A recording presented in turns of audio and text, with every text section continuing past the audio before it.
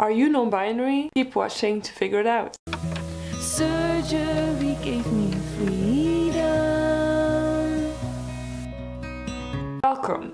So first of all, let's check the definition of non-binary. What does being non-binary mean? Being non-binary means that you don't identify as a woman or as a man. You either identify as both or as neither. You identify out of those categories. That's the definition. Non-binary people can have any kind of expression, so you can look androgynous, you can look gender conforming, you can look gender non-conforming, you can look very feminine, very masculine. Actually, it doesn't really matter. If you're non-binary, it's about your gender identity, and your gender expression is something else, which can be an outing of gender identity, but doesn't have to be.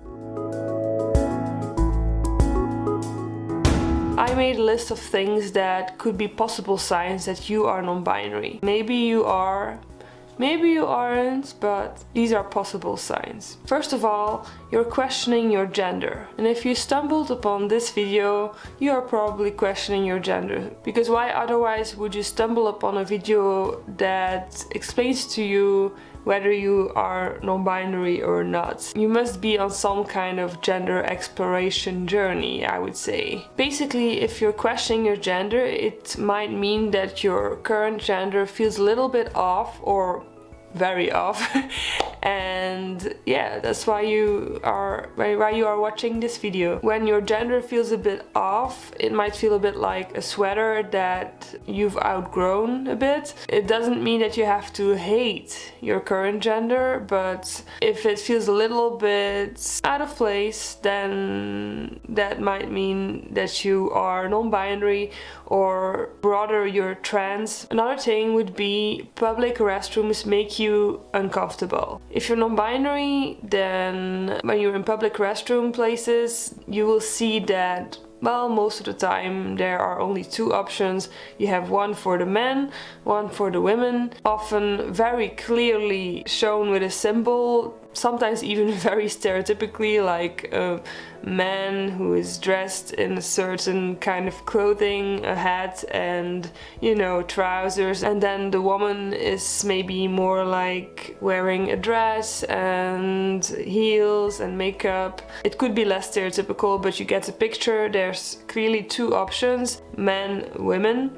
If you're non-binary, you do not identify with those labels, you feel like something else would probably be better for you, better fitting for you, but often that option does not exist. What I've also noticed is that many non-binary people, they don't feel right with the pronouns that they were given. It doesn't have to be that way. There are a lot of non-binary people that do feel comfortable with their pronouns and they never change them. Also, often it can be a sign. If your current pronouns do feel a bit off, you might feel like you want to change to multiple pronouns or to another set of pronouns or to neo-pronouns, but you know, you don't want to be stuck in the ones that you have right now. Well, that could be a thing that might mean you're non-binary. Another thing I wrote down is sometimes you feel like your name is a bit too feminine or too masculine, and when you're non-binary, a lot of non-binary people, they change their names to something that sounds more gender neutral, or often also more in the opposite direction of the gender that they were assigned at birth. For example, my assigned gender at birth was a girl, and I definitely felt better choosing something that went more into the opposite direction, more into the masc direction of names. So Arlo, I would say it is definitely not feminine. I see it as neutral, but actually a little bit more on the side of masculine. So that's why I like it, because I just don't want to be seen as a girl, and I find it actually very nice when people read my name in an email, for example, they don't know who I am. They actually often think that I'm a man and they address me like that. I find it very funny, so that's why I choose that. So if your name feels a bit off, it feels too masculine, too feminine, and you feel like something else would fit you better, might be a sign. Your gender expression could also be an outing of your gender identity. It doesn't have to be, like I said before, but it can be. For example, if you want to change your look in a more androgynous way, in a more masculine way or a more feminine way, and often when you change it in a way that is not really what would be expected from you, that could be a sign. You experience gender dysphoria, also optional, but could be a sign. Often during puberty we do experience that our bodies change, and if they feel like they change in a way that we wouldn't have chosen ourselves, then that might be something that shows that you're non-binary. You might feel like certain things just don't feel right in regards to your gender. Periods, breast growth, body hair, you name it, stuff like that. Or even you don't really relate to the rules that people apply to you based on your gender assigned at birth. That might give you some sense of dysphoria. For example, often girls, they are expected to shave their legs. I experienced that as a teenager, and it made me feel very uncomfortable that I had to do that. It really felt like I had to do it because otherwise I would be shamed. I would just be shamed. And it's actually something that is really not needed and is not so natural that a girl should have to do that. Actually, it's not. But these things can be really something that if you're non-binary or trans in general, you really notice that and you feel like these things just don't apply to you and you have to figure out what you do with that given. I also wrote down you relate to the experiences of other non-binary people, whether that be non-binary people in your environment or famous non-binary people. You might experience even a little bit of jealousy because you see these people living their lives very openly and proud while you are still in the closet, for example. But if you're following a lot of non-binary people online, that might really mean something. Even if you're a bit in denial, it really might mean something. You secretly might like it when people see you as another gender than the one you were assigned at birth. The fact that you like that, come on, let's be serious. In general, if there's only the option man or woman, you feel like it doesn't apply to you and you do not have the right option there. For example, you have to fill in a form somewhere and you don't want to click or write Miss or Mr. You want to be able to do something else like MX. I think it's Mixter that you pronounce that. Or something else, you know. You just don't want anything there. You just want to be addressed as hi, you, you know. Or you have to fill in your gender and there's only man, woman. And you're like, what? No. No. You don't like being grouped with men or with women because that's not what you are, you know. There should be another option. Why are you grouped with a certain group that is not yours? Something I also wrote down is you already identify as queer sexuality-wise, and by exploring your sexuality you actually also got to know more about your gender identity or gender expression. I did read a study about that when I was in my master's gender and diversity. The thing is that sexuality and gender are both very fluid, and if you get to know more about yourself when it comes to your sexuality, that might impact that you also get to know more about your gender. And the other way around, if you get to know more about your gender journey, then that might also impact your sexuality. Because things are so fluid and you become more open, maybe you become more accepting of things because you can talk with other people that are like you. If you become more accepting of yourself, these things can just influence each other. Basically, being queer sexuality-wise is more accepted, well, in the western part of the world than being trans. And many queer people first explored being not heterosexual because that was more known and more accepted. So once you realized you were not hetero, maybe the term non-binary came on your radar when before it was not, and now you realize you're actually not a girl or not a boy. I'm not saying that everyone who is queer sexuality-wise, they are also trans. That would be a big lie. But it is true that many people who are trans, they are possibly also not heterosexual. It's a possible sign. That's why I say possible. I don't want it to be taken out of context, because of course I know that being gay is something entirely else than being trans, being non-binary. It's just that these things can impact each other sometimes.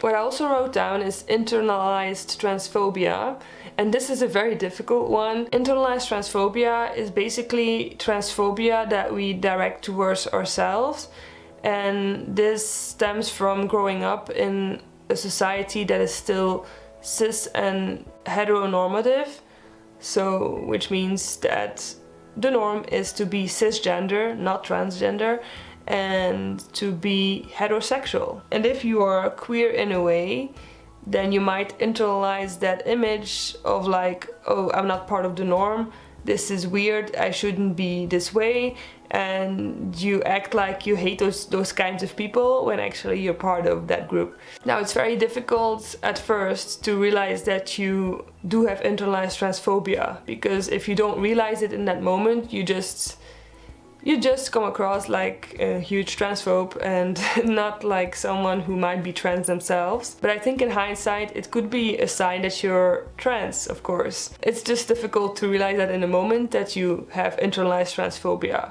It could just be transphobia and then you're not on the right path, but if you're cisgender and you just have transphobia, then yeah, of course you're not trans. I just think it's maybe a bit of a useless sign to have in the moment, but afterwards you might be like, oh yeah, that was a sign that I was trans. How can you know that you're non-binary and you're not a trans man or a trans woman? And I actually do feel like that's a very difficult one to answer.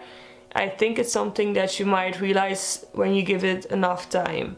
Because when you're starting to learn about gender, it's a very big thing, it's a spectrum, and there's a lot of labels, a lot of terms. It might be very complicated in your head to figure out what you are. Gender identity, gender expression, how is it all intertwined for you? You don't want to feel like you've burdened yourself with a certain label and then afterwards be like, oh no, it doesn't fit. Even though that actually would not be a real problem, like it would be just in your head because you can change labels. But so, how do you know you're not a binary trans man or trans woman instead of a non-binary person? There's a lot of overlap between different identities and it can be hard to know what you are. Just remember that identities can change. You can even opt for multiple. So it doesn't have to be this huge deal because you can be a trans man and you can be non-binary. You can be a trans woman and you can be non-binary. You can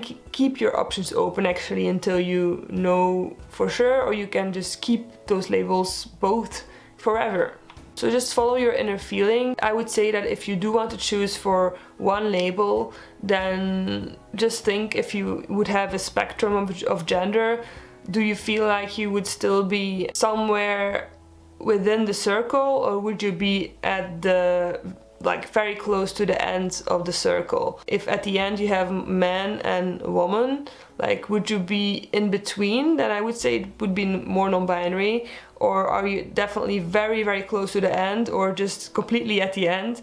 Then you might be binary trans. So how do you know you're not just an androgynous person, a masculine girl or a feminine boy? I actually really struggled with that one because gender expression, gender identity is sometimes very difficult to realize which is which. But if you are an androgynous person, a masculine girl or a feminine boy, you would still feel right being referred to as a girl or as a boy. If you still feel like being referred to as a boy or a girl feels right, then that is a sign that you're probably just cisgender, which is totally fine as well. If you're an androgynous person, a feminine boy or a masculine girl, you would still feel right in your body and you would feel right being referred to as a girl or as a boy.